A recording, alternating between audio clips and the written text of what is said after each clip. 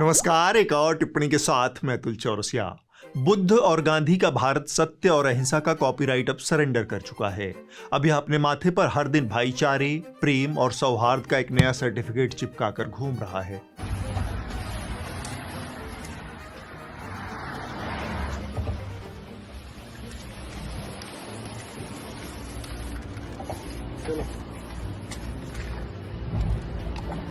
जय श्री राम। लेकिन आप बुरा मत मानिए, बस इस सब की आदत डाल लीजिए। शिष्टाचार का तकाजा है कि किसी के मुंह पर तशरीफ नहीं करनी चाहिए, माफ कीजिए, मेरा मतलब है तारीफ नहीं करनी चाहिए। यह जुबान भी गुल्लू के चक्कर में फिसल जाती है। भाई को जाना था गुड़गांव, लेकिन जुबान फिसल गई। किसे पता था कि ऐसा कलयुग आएगा, नंगई का गुणगान होगा और नंगा बब्बर शेर कहलाएगा।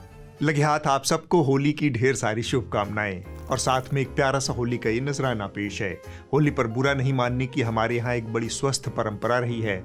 उम्मीद है मोदी जी, योगी जी और भागवत जी सरीखे वो तमाम लोग जिनका जिक्र आने वाला है वो बुरा नहीं मानेंगे, सिर्फ इसका मजा लेंगे, भावनाओं को संभाल कर रखेंगे।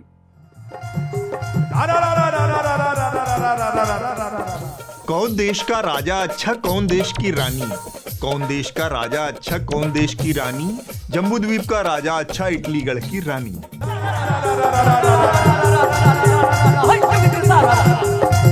कौन देश का डीजल अच्छा, कौन देश का कोयला? कौन देश का डीजल अच्छा, कौन देश का कोयला? मुकेश भाई का डीजल अच्छा, गौतम भाई का कोयला।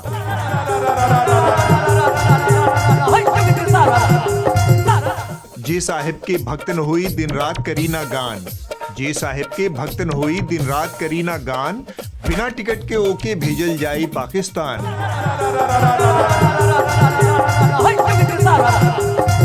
चार पूत जे ना जन्माई बनी न हिंदू बाज। चार पूत जे ना जन्माई बनी न हिंदू बाज। कहे भागवत ओके भेजल जाई पाकिस्तान।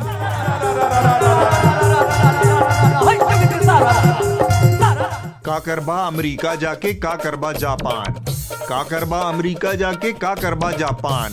टांग में मारा गोली, पिया दूध मिलावल पानी।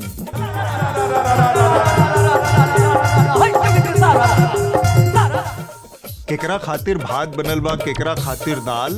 केकरा खातिर भात बनल बा, केकरा खातिर दाल। केकरा खातिर पूड़ी पुआ, केकरा सत्यानाश।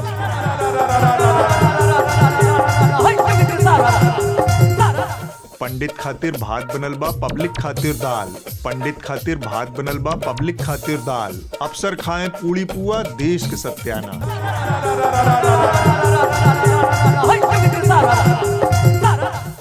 चीनी महंगा, चाउर महंगा, महंगा भैल पिसान। चीनी महंगा, चाउर महंगा, महंगा भैल पिसान। जी राम जी के फार्म लेके चाटा साज बिहान।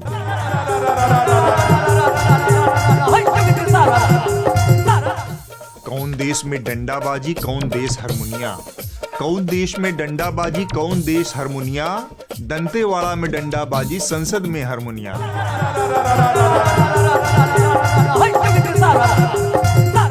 हैप्पी होली। वैसे गुणगान की बात करें तो असली गुणगान इस वक्त मोदी जी का हो रहा है। उड़क चुल्लुओं के पापाओ इंस्टाग्राम पर 100 बिलियन फॉलोअर्स के साथ सबसे बड़े पॉलिटिकल इन्फ्लुएंसर बन गए हैं। नतीजा खबरिया चैनलों पर भक्तिमय संध्या की बाढ़ आ गई। प्रधानमंत्री मोदी को सोशल मीडिया की दुनिया का सबसे बड़ा पॉलिटिकल इन्फ्लुएंसर कहा जाता है। यानी सोशल मीडिया पर फॉलोअर्स के मामले में पीएम मोदी अकेले पूरे इंडी गठबंधन पर भारी है। प्रधानमंत्री मोदी दुनिया के पहले ऐसे राजनेता बन चुके हैं जिनके इंस्टाग्राम पर कुल फॉलोअर्स की संख्या 100 मिलियन यानी 10 करोड़ हो गई है। दुनिया के ने दरमियान प्रधानमंत्री नरेंद्र मोदी कहां खड़े? इंस्टाग्राम पर मोदी की लोकप्रियता का डंके का एक रिपोर्ट कार्ड भरे। इंस्टाग्राम पर पीएम मोदी के फॉलोअर्स की संख्या 10 करोड़ पहुंच गई है। 10 करोड़। 100 मिलियन फॉलोअर्स के साथ ही मोदी जी ने बड़ी कुशलता और सुगमता से भारतीय लोकतंत्र को लाइक तंत्र में अपग्रेड कर दिया है। और इस रिपब्लिक ऑफ फॉलोअर्स का एक ही नारा है, if you are with Modi you are with India, if you are not with Modi you are anti India, that's it. खैर, रिसेंटली मोदी जी इजराइल में नेतन्याहू से झप्पियां लड़ा रहे थे।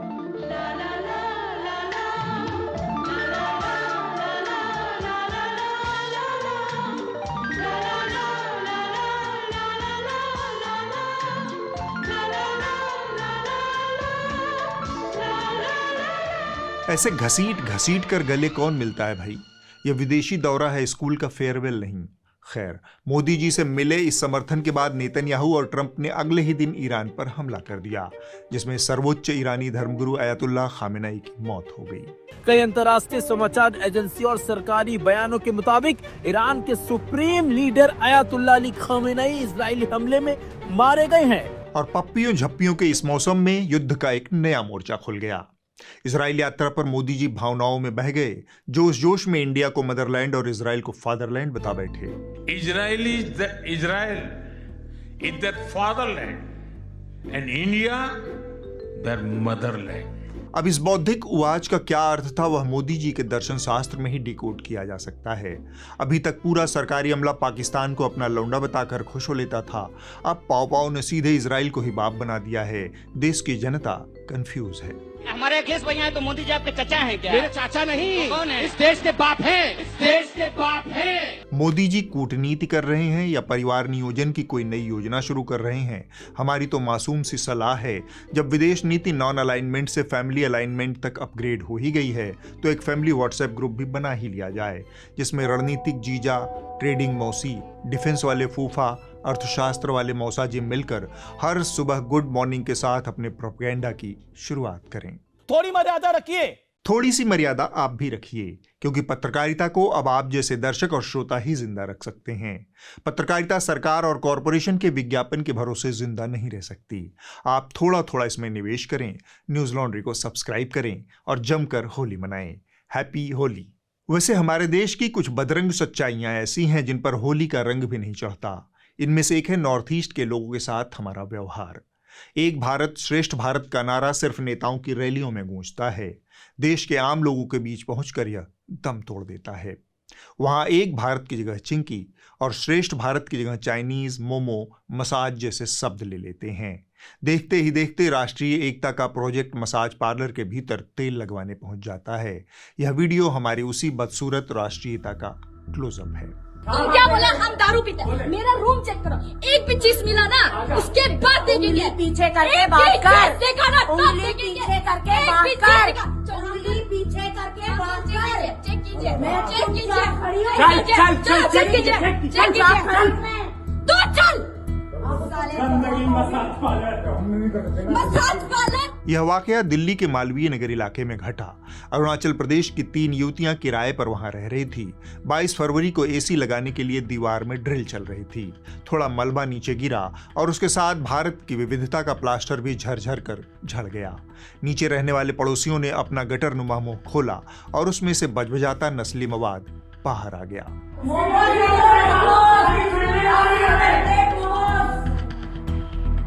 अरे हमको कैसे बोल रहे हो?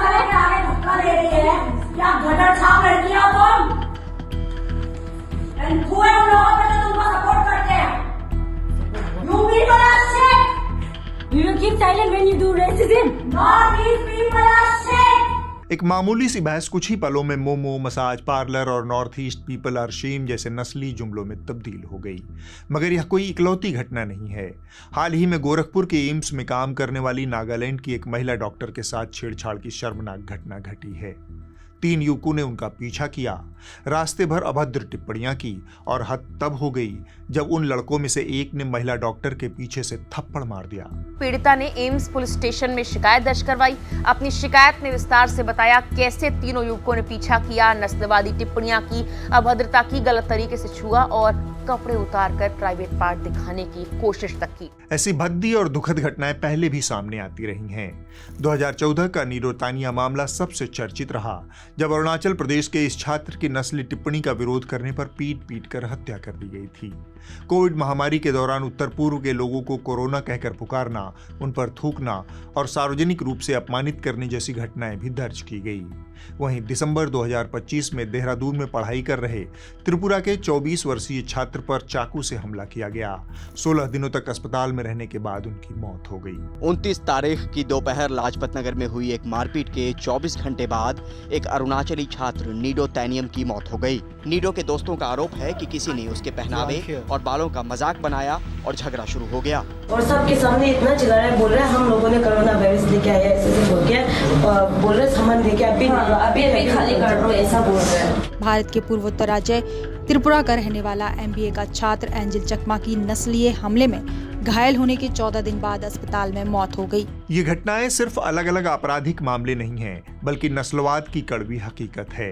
सवाल सिर्फ कानून व्यवस्था का नहीं, बल्कि राष्ट्रीय समझ का भी है, जो चेहरे को नागरिकता का पैमाना बना देती है। लगे हाथ योगी जी का हाल भी सुन लीजिए।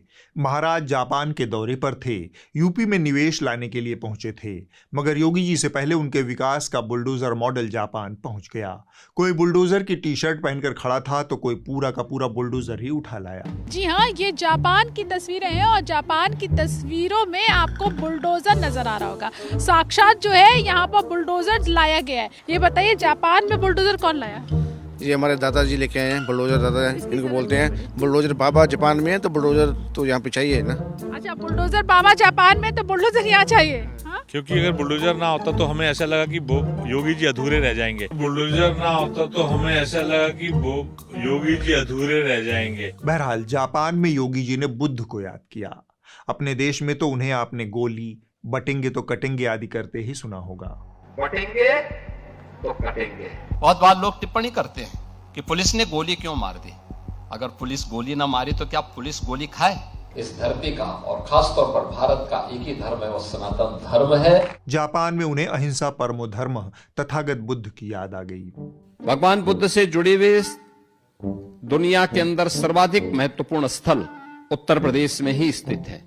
इसके अलावा कौशाम्बी, संकिसा और इस प्रकार के अनेक महत्वपूर्ण स्थल जो भगवान बुद्ध से जुड़े हुए हैं, ये उत्तर प्रदेश में है।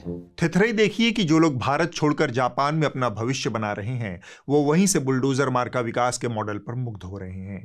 खैर, यूपी वालों को बुलडोजर एक्सप्रेस के जनरल डिब्बे में ठूस कर योगी जी खुद जापान के हाई स्पीड ट्रेन में विकास का आध्यात्मिक दर्शन करने निकले।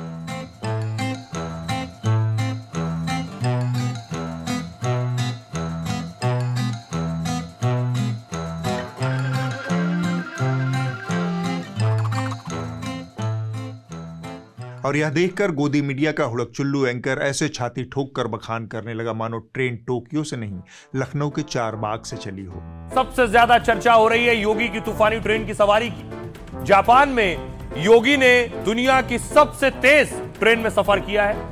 योगी ने सफर के अनुभव और ट्रेन की स्पीड की जानकारी साझा की। योगी जी भले ही ट्रेन न चलवा सकें, मगर दरबारी मीडिया की महारानी उनके सपने तो यूपी वालों को बेच ही सकती है। आप सोचिए, अगर जापान की मैग्लेव ट्रेन उत्तर प्रदेश में चल गई तो एक शहर से दूसरे शहर के बीच घंटों का सफर कैसे मिनटों में पूरा हो जाएगा। तो लखनऊ से कानपुर 70 से 80 किलोमीटर का सफर 10 से 12 मिनट में पूरा हो जाएगा। लखनऊ से प्रयागराज 200 किलोमीटर का सफर पूरा करने में 25 से 30 मिनट ही लगेंगे।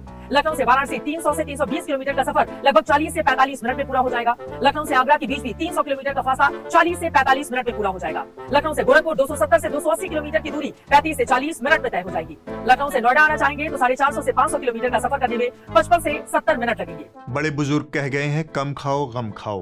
बाकी योगी जी ने जापान में कितना सादा आहार लिया, उसकी कैलोरी गिनती से लेकर चॉपस्टिक के एंगल तक की एक्सक्लूसिव डिटेल आपको टाइम्स नाउ वाले दे ही देंगे, राष्ट्रहित में। सीएम योगी बिना प्याज लहसुन वाला सादा भोजन ही खाते हैं। जापान में भी उनके लिए बिना प्याज लहसुन वाले खाने की व्यवस्था की गई है, जिसके लिए जापानी शेफ को स्पष्ट और कड़े निर्देश दिए गए हैं। सीएम योगी के मेन्यू में उबली हुई ताजी सब्जियां और सोया मिल्क भी शामिल था, ताकि भोजन पौष्टिक और हल्का रहे। सुबह के समय सीएम योगी ने हर्बल चाय का सेवन किया। उम्मीद है इतना विकास देखकर आपका पेट भी भर गया होगा। अब इस हफ्ते की रिपोर्ट देख लीजिए। कही जा रही थी इस हफ्ते की रिपोर्ट द क्विंट हिंदी से है, जो गाजियाबाद के मीरपुर हिंदू गांव के बारे में है। गांव के किसान एक प्रस्तावित कचरा लैंडफिल और वेस्ट मैनेजमेंट प्लांट का विरोध कर रहे हैं। उनका कहना है कि अगर गांव के पास यह लैंडफिल साइट बनती है तो उनकी सेहत, खेती की जमीन और ग्राउंड वाटर सब कुछ बर्बाद हो जाएगा। इसके अंदर भी गौशाला है, जिसमें कम से कम 300 से 400 गायें हैं, और 10 कदम की दूरी पर दूसरी सरकारी गौशाला है, जिसमें कम से कम 500 से 700 गायें हैं। वैसे तो योगी जी ये कहते हैं कि गायों की रक्षा करो, गायों की रक्षा करो। योगी जी ही गायों को जो है डुबाना चाह रहे हैं। यहाँ पर धार्मिक स्थल हैं, धार्मिक स्थल हैं, उन धार्मिक स्थलों में लोग बैठेंगे, उधर से कौवे, चील और ये सारे आएंगे, हड्डियाँ मांस वो खाएंगे चारों तरफ। आप सेहत के साथ खिलवाड़ कर रहे हो, जिंदगी बर्बाद कर रहे हो। इससे ज्यादा निकम्मापन और क्या हो सकता है सरकार? अगले हफ्ते होगी एक और टिप्पणी। हैप्पी होली। नमस्कार।